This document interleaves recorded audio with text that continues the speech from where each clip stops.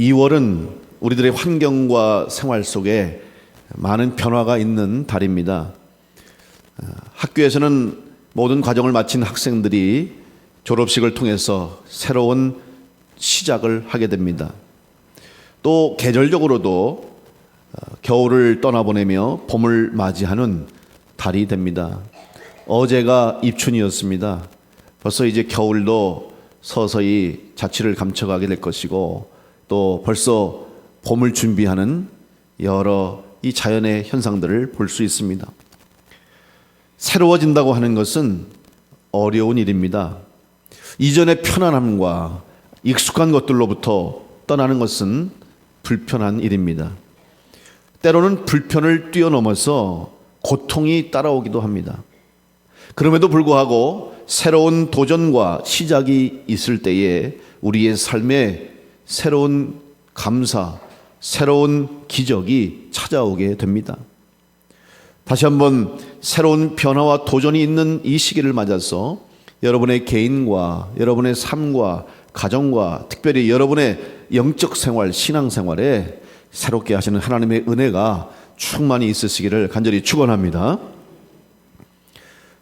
이렇게 새로운 변화와 도전을 통해서 우리가 목적하고 목표한 것을 이루며 성취감과 희열과 또 우리 앞에 주어지는 많은 기적들을 경험할 수 있기 위해서는 한 가지 우리가 먼저 해야 할 일이 있습니다.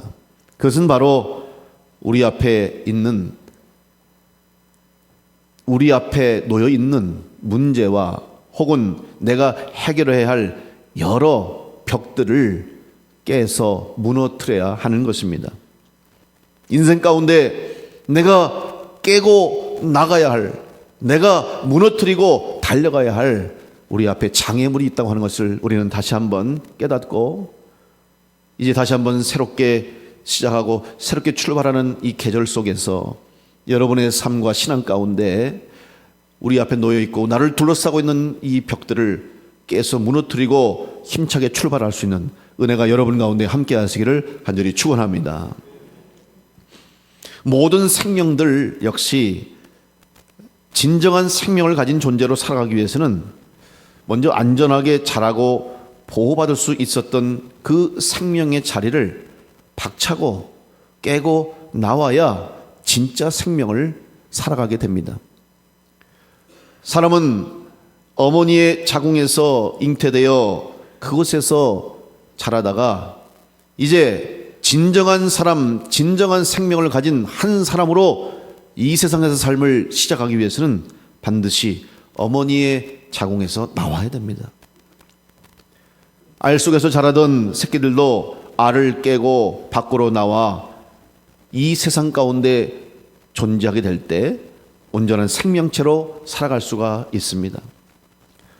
대표적인 한 예를 들면 바다 거북이는 자기가 태어났던 그 모래사장 바닷가로 다시 한번 자기의 이제 종족을 번성하기 위해서 또 자기 새끼들을 낳기 위해서 자기가 태어난 장소로 돌아옵니다. 이미 5, 6주 전에 임신해서 뱃속에 알들을 품고 바다의 파도가 가장 높고 여름 중 가장 뜨거운 날을 택해서 한밤중에 헤엄쳐 바닷가로 걸어 나옵니다. 아무도 없는 이 한밤중에 바닷물이 닿지 않는 안전한 곳에 깊은 구덩이를 파고 거기에 알을 낳기 시작합니다. 작게는 50개에서 많게는 200개의 알을 낳고 모래로 다시 덮습니다. 이 과정이 보통 한 3시간 정도 걸린다고 합니다. 그리고 그 일을 마치고 다시 바다로 들어갑니다. 그리고 이제 새끼를 낳는데 이 새끼들이 알 속에서 다시 태어나는 과정은 너무나 신비합니다. 하나님의 창조의 섭리가 참 기가 막히다는 것을 우리가 알 수 있습니다. 먼저 이 알 속에서 이 새끼 거북이들이 자라나죠. 그리고 나서 7주 약 2달 정도가 될 때 이제 그 속에서 부화합니다. 그런데 그때 가장 첫 번째 만나는 이 문제가 바로 딱딱하고 두꺼운 알 껍질입니다. 이것을 깨야 되는데 이 몇 센치밖에 안 되는 작은 새끼 거북이의 부드러운 입으로는, 주둥이로는 이 두꺼운 알을 깰 수가 없는 거예요. 새들 같은 경우는 부리가 있습니다. 그래서 부리로 쪼고 그것을 깨죠. 그런데 새끼 거북이는 그런 주둥이가 없잖아요. 부리가 없습니다. 그때 준비하게 하시는 거예요. 놀라운 일이 일어납니다. 알 속에서 새끼 거북이가 자라는 동안에 이빨이 생기는 거예요. 임시 이빨, 카본클이라고 하는 임시 치아가 생기는 거예요. 이 치아의 목적은 딱딱한 알 껍질을 깨고 나올 때만 쓰는 거예요. 그래서 이것을 그 임시로 만들어진 이 카본클이라고 하는 임시 치아를 가지고 딱딱한 알 껍질을 깨서 물어 깨트리면서 나옵니다. 그 와중에 임시 치아는 탁 부서지고 피가 흐르게 돼요. 자, 이제 알 밖으로 나왔어요. 그렇다고 끝난 게 아닙니다. 그 위로는 단단한 모래성이 짓누르고 있어요. 이 어미 거북이 자기 새끼를 보호하기 위해서 모래를 가서 덮었는데 그 깊이가 30cm가 된다고 그래요. 그리고 얼마나 단단하게 다져놨는지 이 알에서 깨어난 새끼 거북이가 모래 밖으로 나오기까지 짧게는 3일에서 길게는 일주일이 걸린다고 그래요. 그러니까 며칠 동안을 이 모래 속을 뚫고 나오라고 아동아동 애를 쓰는 모습을 상상할 수 있습니다. 학자들이 연구했는데 알에서 갓 태어난 새끼 거북이의 무게와 3일 내지 일주일에 거쳐가지고 모래 밖으로 나온 새끼 거북이의 몸무게를 비교해 보니까 30%가 줄었다는 거예요. 그러니까 얼마나 애를 쓰고 그 모래 구덩이를 빠져나오려고 몸부림쳤으면 몸무게의 30%가 빠지는 고된 그런 시간을 보냈다는 것입니다. 자, 그리고 모래 이제 밖으로 나올 때 아무 때나 나오지 않습니다. 기다렸다가 한밤중이 돼서 사람이 없고 모래가 식었을 때 나옵니다. 그리고 본능적으로 바다를 향해서 자기 안에 내장된 이 나침반과 같은 바다를 향하는 방향을 감지하고 전력으로 질주하죠. 우리가 볼 때는 전력 질주지만 얼마나 뒤뚱뒤뚱 또 천천히 걸어갑니까? 이제 드디어 바닷물을 만나죠. 그리고 자기가 자라고 자기가 성장하고 자기가 살아야 할 바다로 들어갑니다. 모든 것이 끝나고 그것이 천국같이 보이지만 아닙니다. 그것은 천국이 됨과 동시에 지옥으로 변합니다. 이 작은 어린 새끼 거북이를 잡아먹으려는 수많은 적들, 수많은 물고기들이 이 바닷속에 우글우글 되는 거예요. 그래서 바닷물 속에 들어가자마자 이 새끼 거북이는 다시 한번 온 힘을 다해서 바다 밑바닥을 향해서 헤엄치기 시작한다는 거예요. 왜?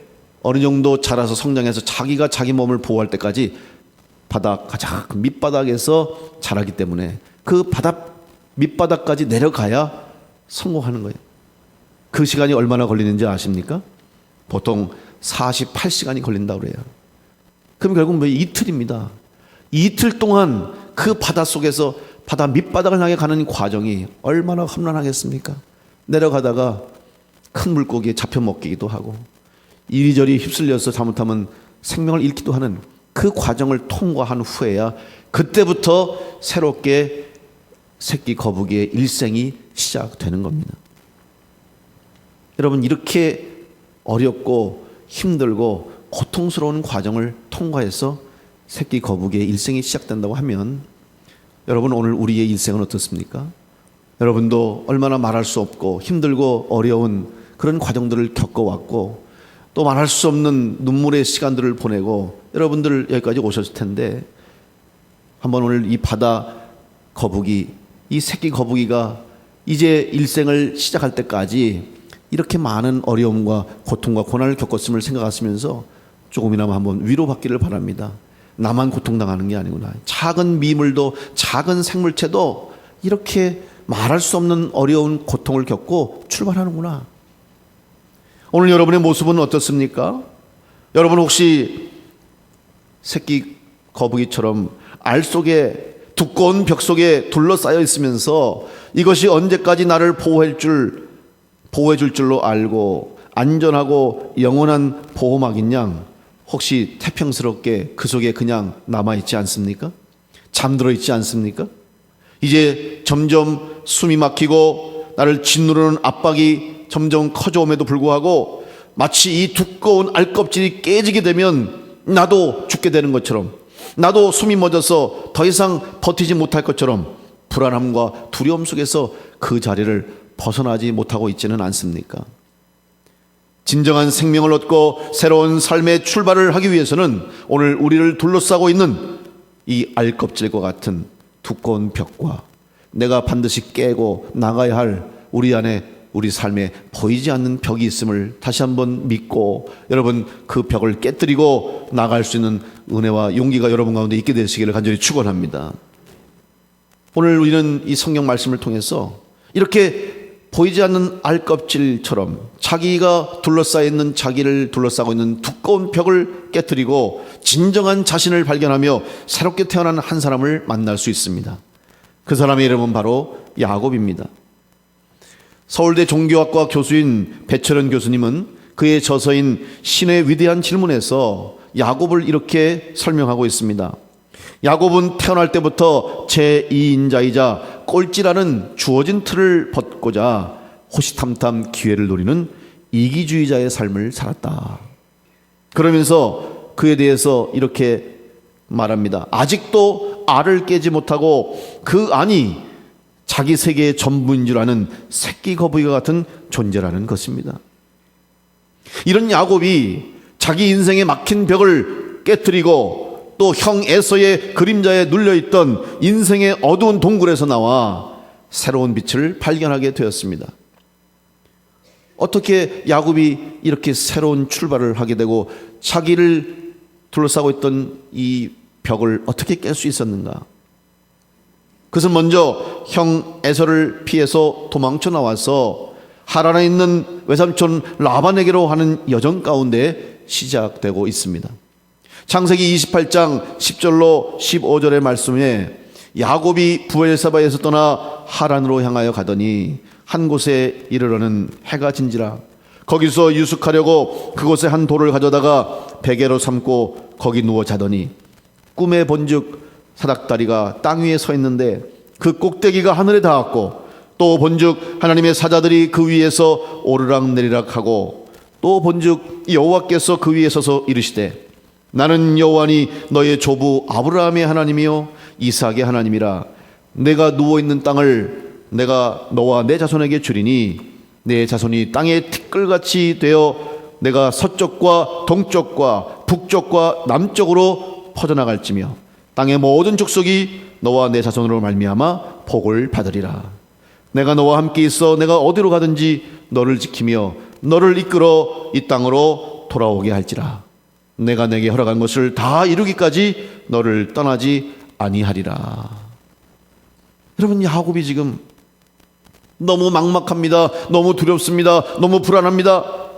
아무도 자기를 도와줄 수 없는 그 허허 벌판과 같은 인생길에서 두려움과 불안을 안고 떨며 돌베개 베고 차고 있던 그 야곱에게 하나님은 찾아와 주시고 그를 만나 주셨습니다.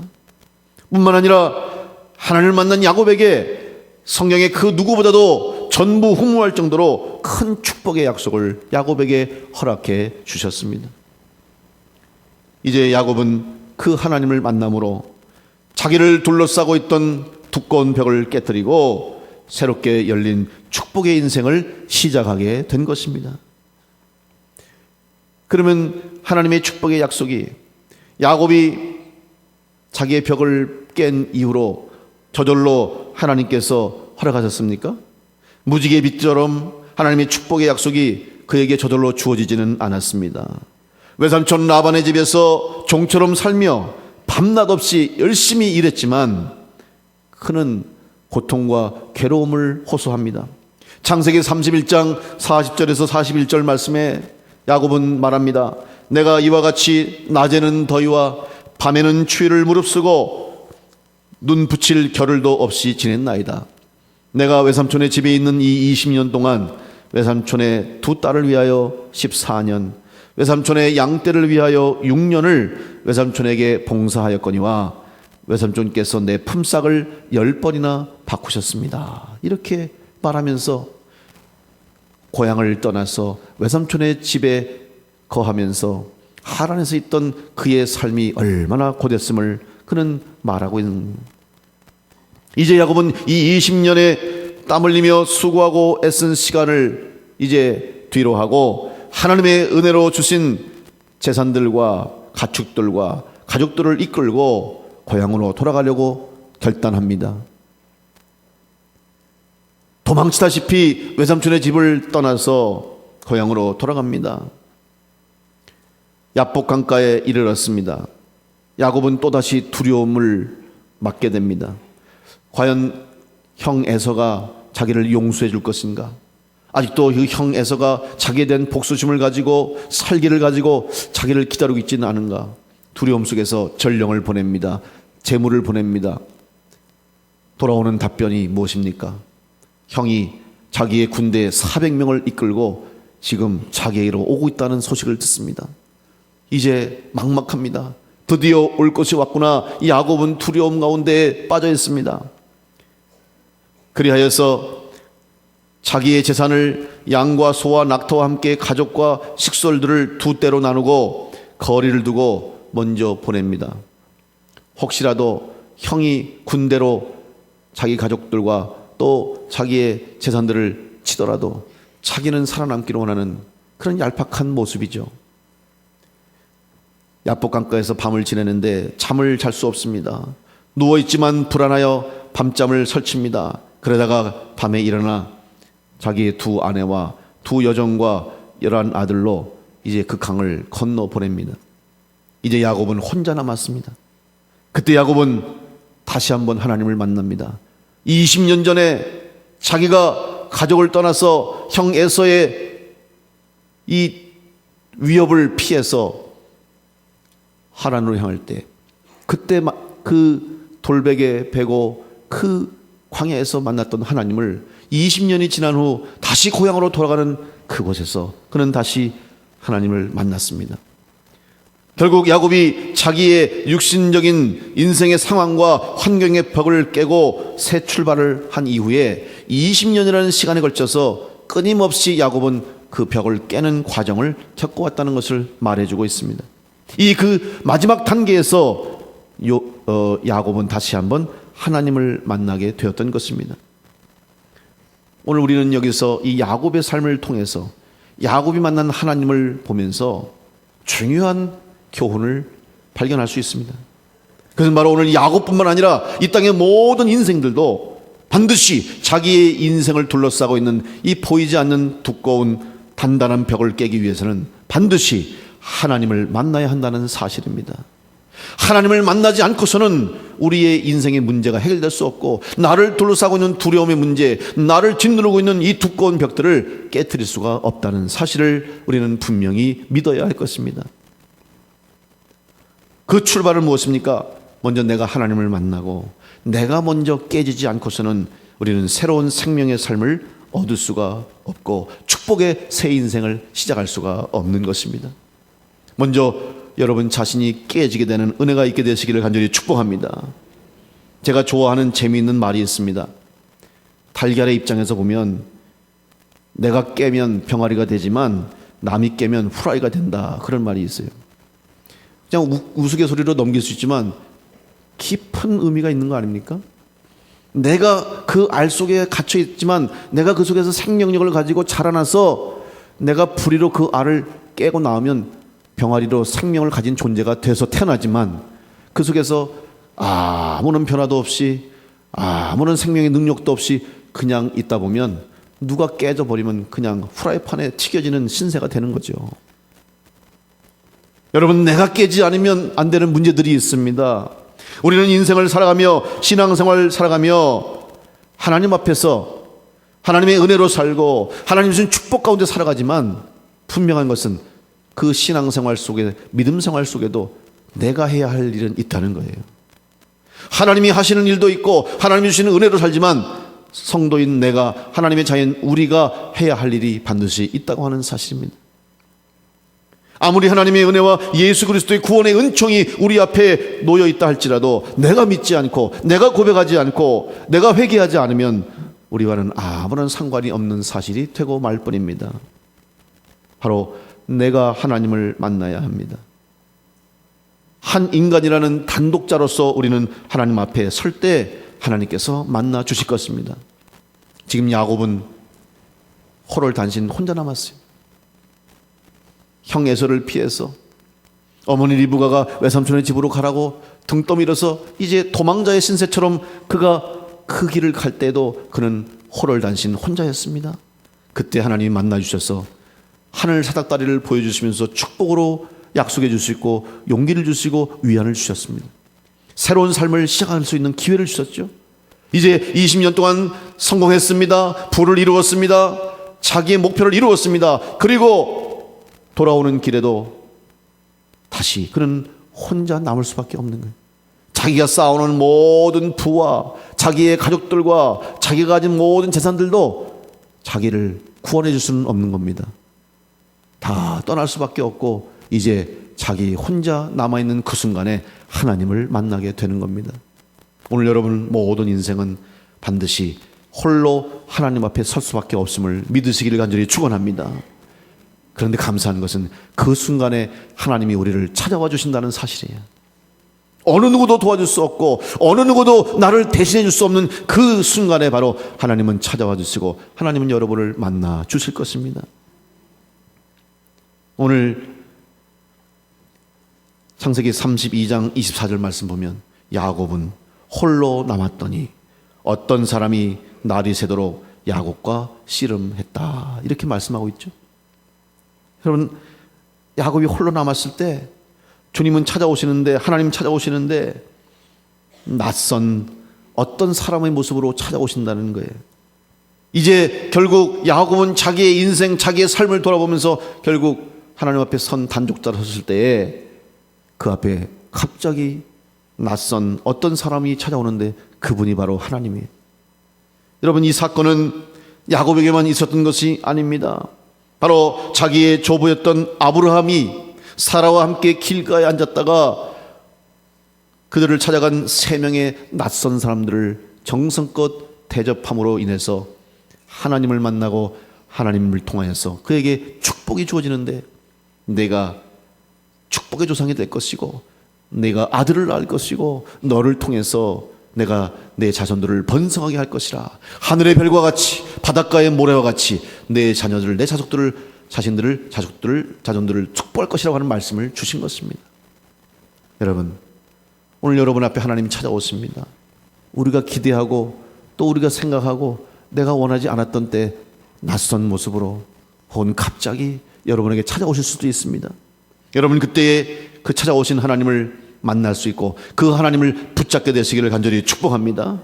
오늘 야곱은 찾아오신 하나님을 붙잡고 놓지 않고 씨름하면서 절대로 포기하지 않고 그 하나님을 붙잡고 나를 축복하지 않으면 갈 수 없다고 하는 간절한 마음으로 붙들었을 때에 하나님이 야곱을 축복해 주신 것입니다. 오늘 여러분, 하나님은 지금도 여러분을 찾아와 계시고 여러분을 만나길 원하시고 여러분 문 밖에서 두드리고 있는데 우리는 그 음성 듣지 못하고 혹은 찾아오신 하나님을 외면하고 나를 향해 기다리신 주님을 향해 등을 돌리고 있지는 않은지 하나님을 향한 여러분의 신앙과 여러분의 태도와 여러분의 믿음을 한번 돌아볼 수 있고, 그러므로 다시 한번 하나님 앞에 나오게 되는 복된 성도들이 다 되시기를 간절히 축원합니다. 오늘 이 예배 자리에 나온 것이 바로 하나님 앞에 서 있는 우리의 모습임을 믿으시면서 여러분을 만나주시길 원하시는 하나님을 만남으로 내가 깨야 할 벽을 깰 수 있는 믿음의 성도들이 되시기를 간절히 축원합니다.